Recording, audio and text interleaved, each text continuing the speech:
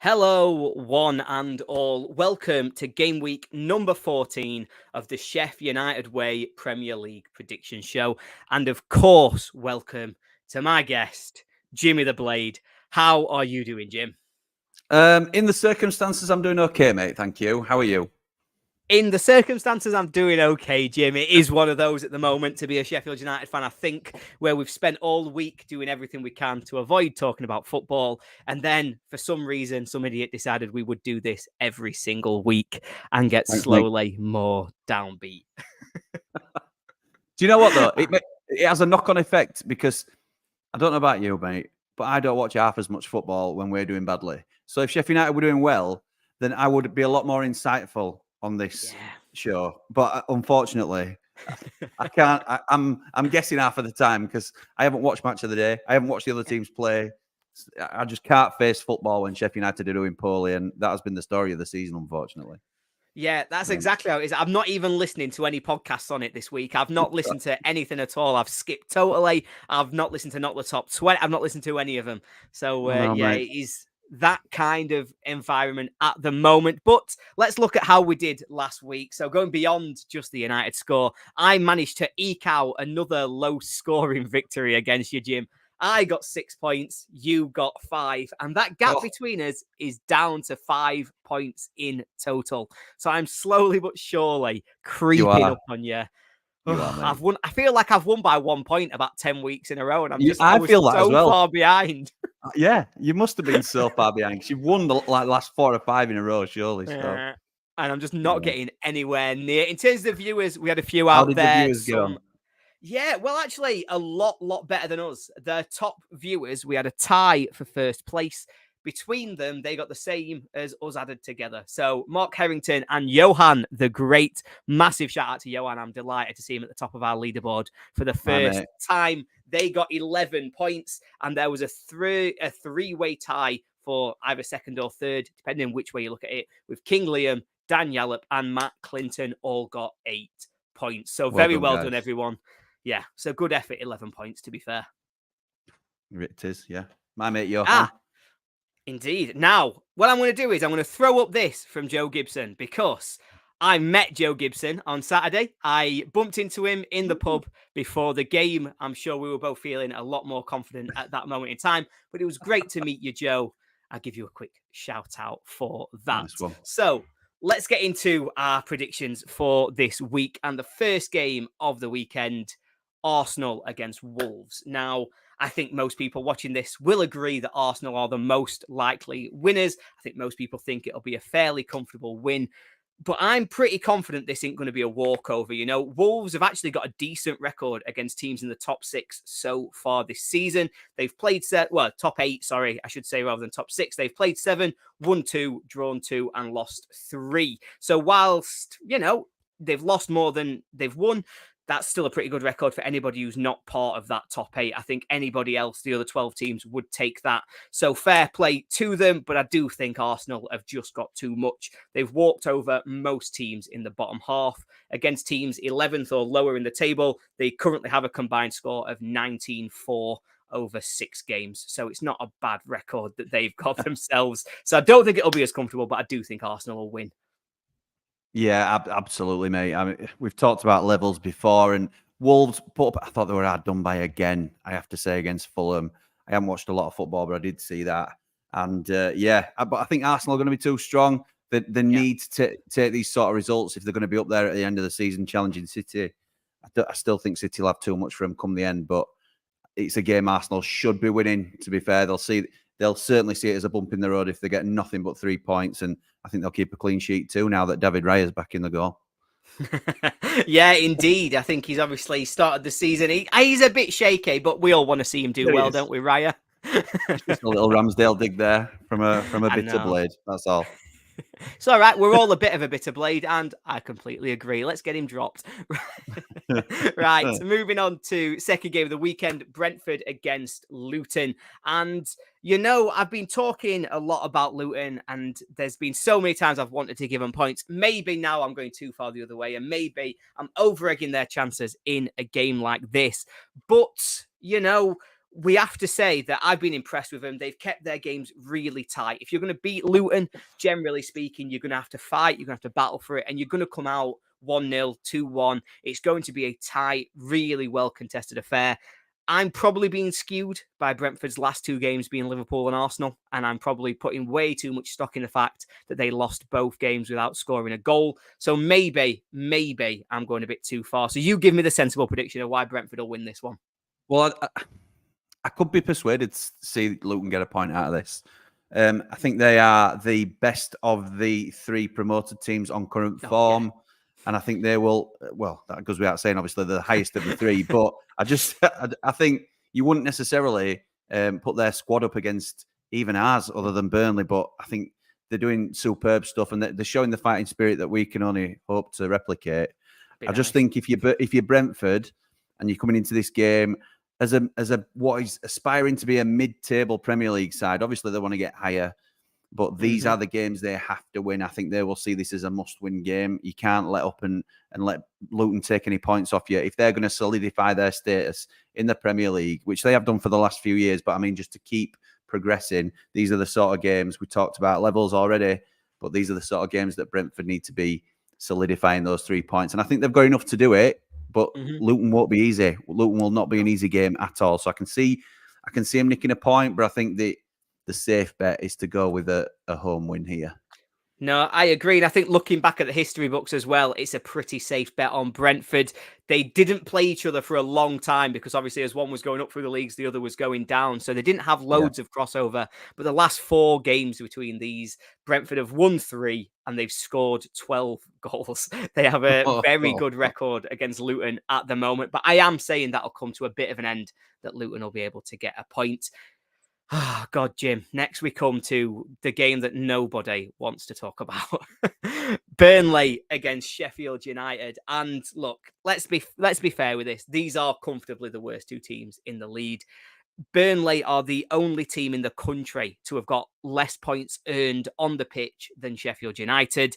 I have been looking into this. So Burnley have scored the fewest goals in the division. United, the second fewest goals. United have created the least XG. Burnley, the second fewest XG. United have conceded the most goals. Burnley have conceded the second most goals. Neither team's kept a clean sheet. It's just a competition between the two for who is going to be the worst team in the league at the moment. And it's hard to pick them, to be honest. United have got a terrible record at Burnley. We've not actually won there since April 2008.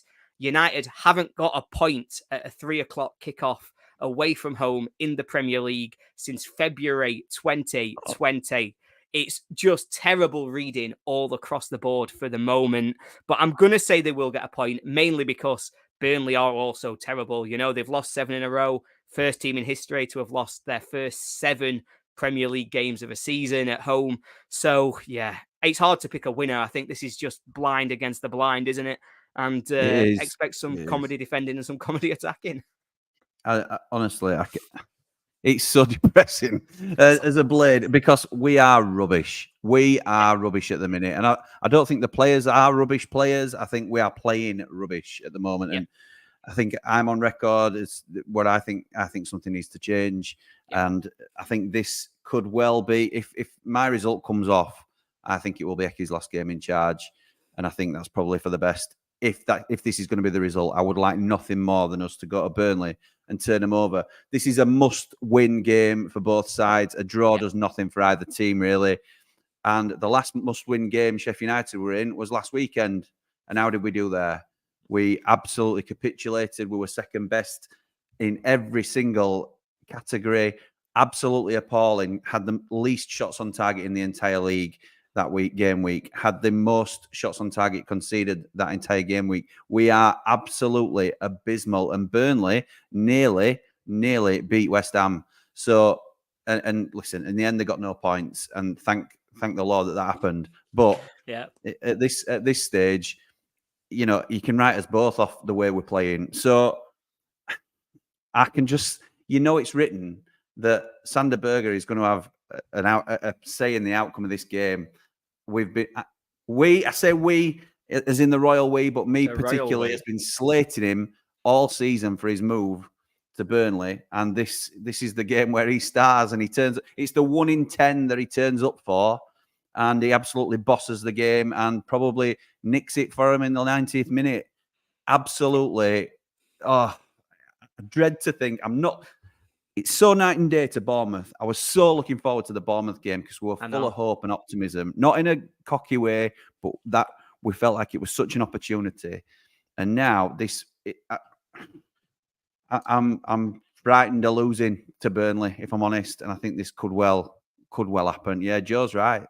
If he celebrates in front of our fantastic away fans, who are one of the best things about the club is our away following. You hear them all the time.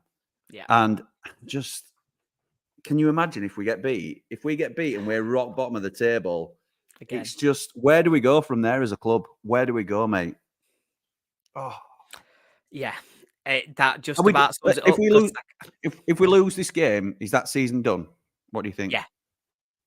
I mean, I've not got loads of hope anyway, but if we lose this one, then yeah, I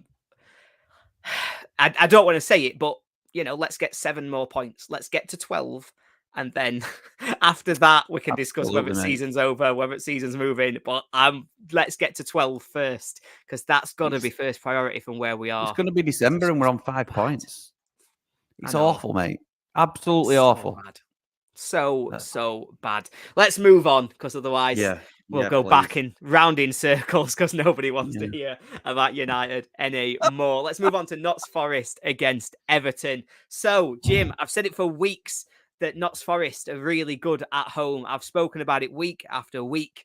And last week, they lost to Brighton, their first home defeat of the season, their first one in quite a few games.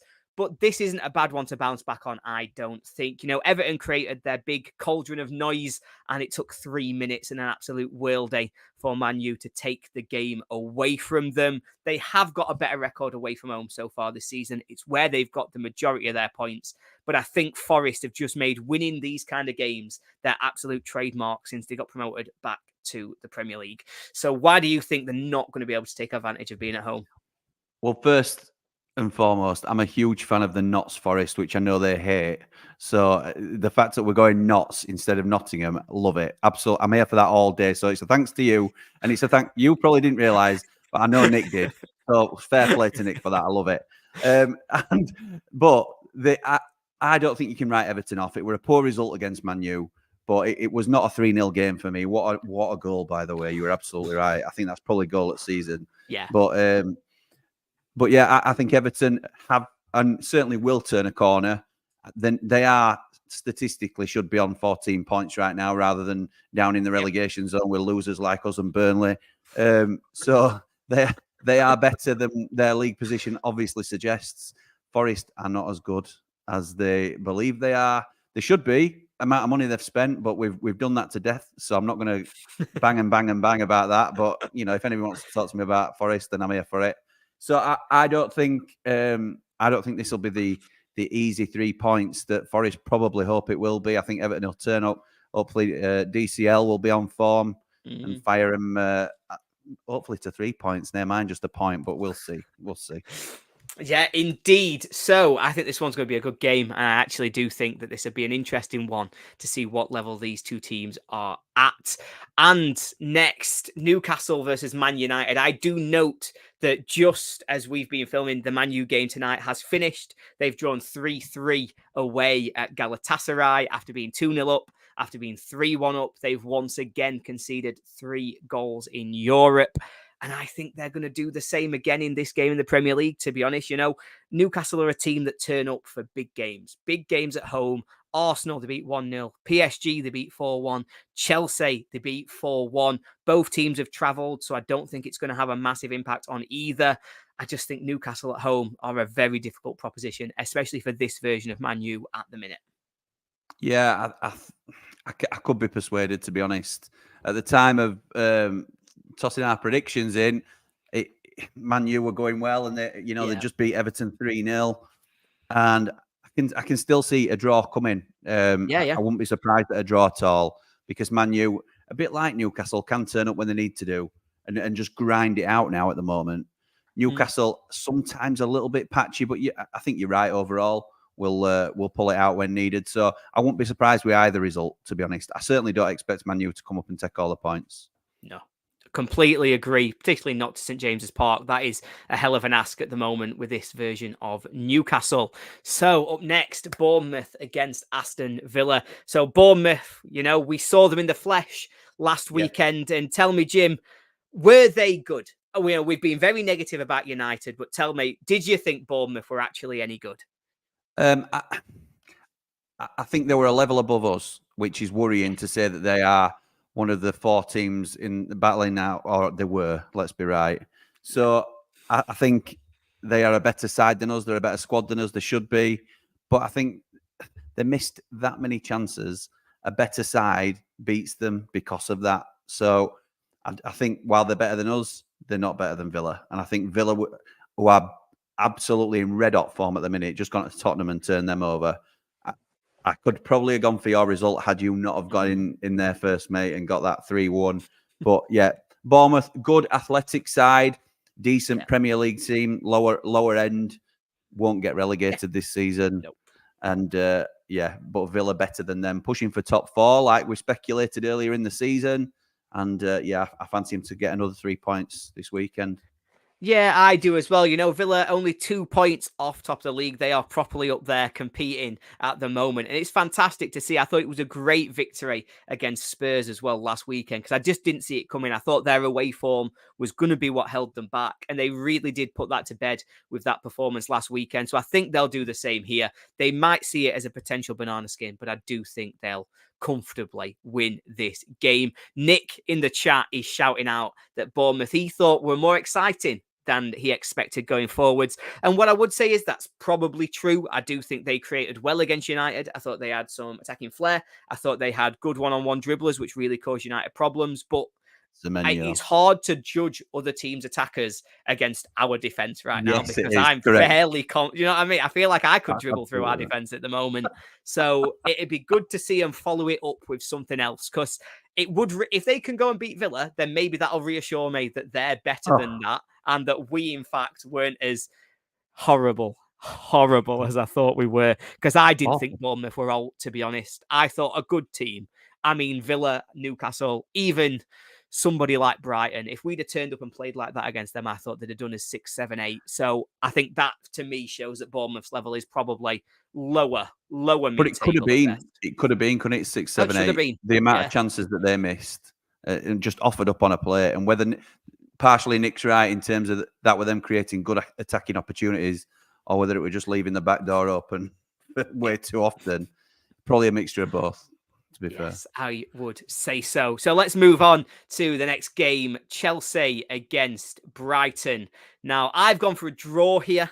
I think Brighton are a good team going forwards. They cause teams problems. Chelsea have got a terrible record at home. There's only 4 teams that have got a worse record than Chelsea at home so far this season. That is, of course, us, Burnley. I think it's Luton and Palace are the other 2. So Chelsea have really started this season quite poorly at Stamford Bridge. And I think that'll continue with another disappointing result and another one where they fail to get the 3 points. But you're more confident in them than I am. Yeah, I am. I mean, I'll be honest.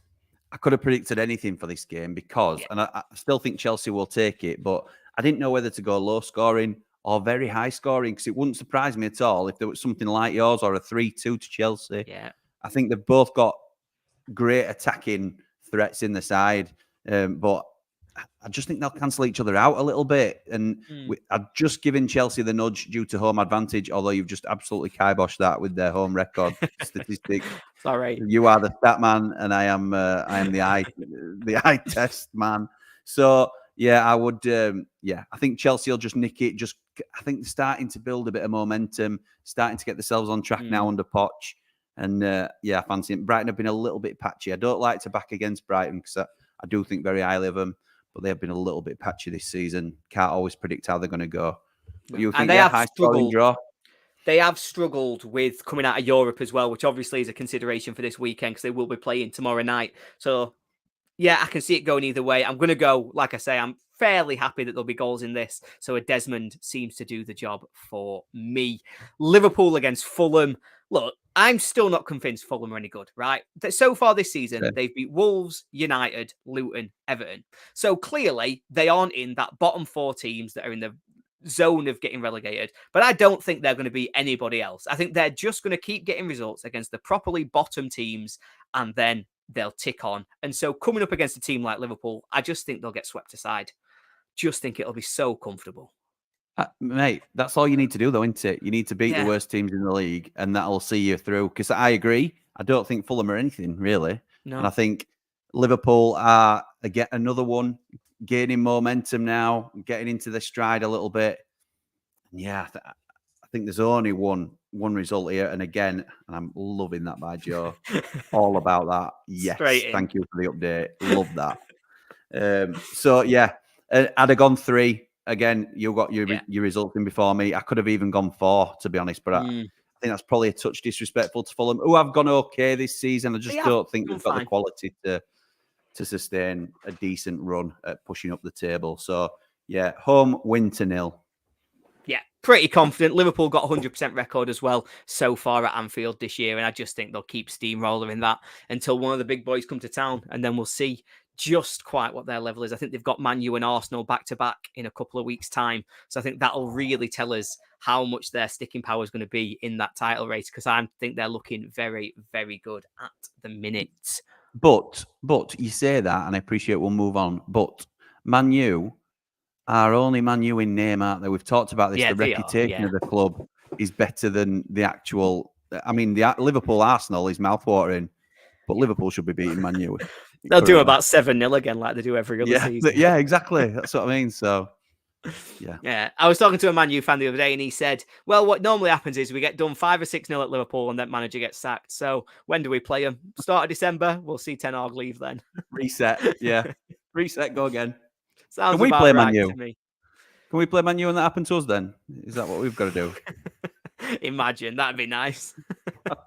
Yeah, so West Ham against Palace. I actually thought this one was really, really hard to predict. Palace are in absolutely shocking form. They've got 4 points from their last 6, which doesn't sound as bad, but their only points have come to Burnley. They've lost to Everton and Luton.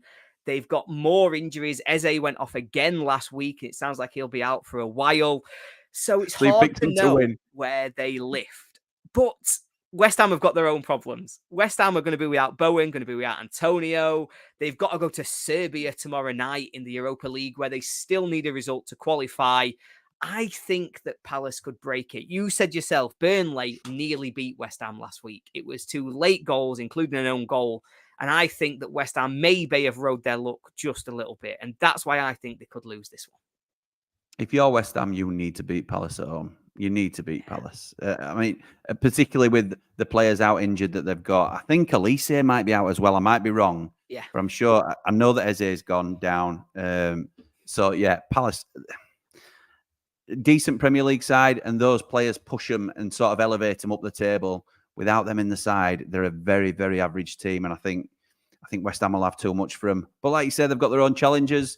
I love the fact that you've considered Europe midweek, and I totally haven't at all even thought about that. So, which is always a valid thing to do. So it's always a valid thing to do, Jim. But I'll be honest, I didn't actually think about it until about 20 minutes before we started filming. I just added it in at that point to be like, oh yeah, nice. That's a reason why. Honestly, love that. Peek behind the curtain for everybody there in terms of the planning. So last game of the weekend, and it's a pretty big game. Would have been bigger, sort of 3 or 4 weeks ago, but still a pretty big game for this weekend.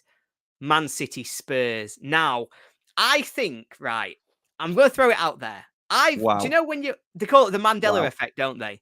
When you believe something to be true and you're certain that it's true, and then you actually check stats and it's not. I was certain that Spurs always beat City. Honestly, no. I in my head, every time these two play, Spurs beat them 1-0 or 2-1. And it's always a bit of a comedy game, but Spurs always manage to just jammy the way through. And I've got it in my head that they're going to do the same again. I also think Ange Ball is something that City don't face that often. They're not going to have teams really aggressive, really high pressing onto them. We've seen that teams sit back and let City dictate. If Spurs can upset them, can start to get themselves a bit of momentum, I do think they can cause them some real problems. You've worked so hard to build respect on the platform. You're now at a stage where people think Ollie knows what he's talking about. What, like when Ollie's doing a stats vid or he's doing an info piece on Sheffield United, where you've got to watch it because Ollie knows what he's talking about. Why, in one prediction, have you ruined all that hard work? You think Spurs, who have got more players out injured than Sheffield United, Nick saying it himself, what is going on? What is going on? We nearly beat Spurs, and you think they're going to turn up to Man City and win their first? Is it going to be the first game in 4 that they'll win? Yeah, they've lost 3 on spin. 3 on the spin, have they? Yeah. It's I'll tell you what, go to the champions and see how you get on there. Listen, I will look daft if they go and get a result now, and I'm willing to put that on the line right now because I am so confident that Spurs do not go to Man City and beat them. Spurs are a good side, really good side when they've got everybody fit and firing. Love Ange, think he's been a great addition, and I want them to go well. I just don't think they're going to go to Man City and turn over the best team in Europe, and beat them. So, but when you say it like that, Jim, it sounds ridiculous. All of these fancy informations. But I think there's something in this. I think for me, City were unlucky against Liverpool. We should say that they should have been 2-0 up. Got no idea why this goal on Alisson was disallowed, but hey ho, it was, and they've dropped points there. I think that there is a chink in City's armour. I do genuinely believe that teams can get at them this season, and I think Spurs could be one of the teams that are able to do it. I am willing to go out on a limb. In fact, I've not nominated anything yet, Jim. I've not gone for it because I didn't know what to go for. Shut the front door. Do it. Right. Banker, Spurs are going to beat Man City this weekend. I'm going for it. You are throwing points away to this result. I don't think there's any other confident. I think this is coming in. So I've gone my banker early, Jim, and I'm giving it Spurs to beat Manchester City because I've got a lot of confidence that in their approach, they're going to cause them problems. I think City are going to miss John Stones and they're going to really press them through that position, force mistakes out of Diaz like we saw against Leipzig, and take advantage to win this game. I've gone in. I've gone hard. You're representing the channel, don't you? I'm from a different channel, and this originally was billed as the ramble against Sheffield United. Wait, look at this. He's not happy. He's not happy with you. You are potentially letting down the Sheffield United way here by throwing points away.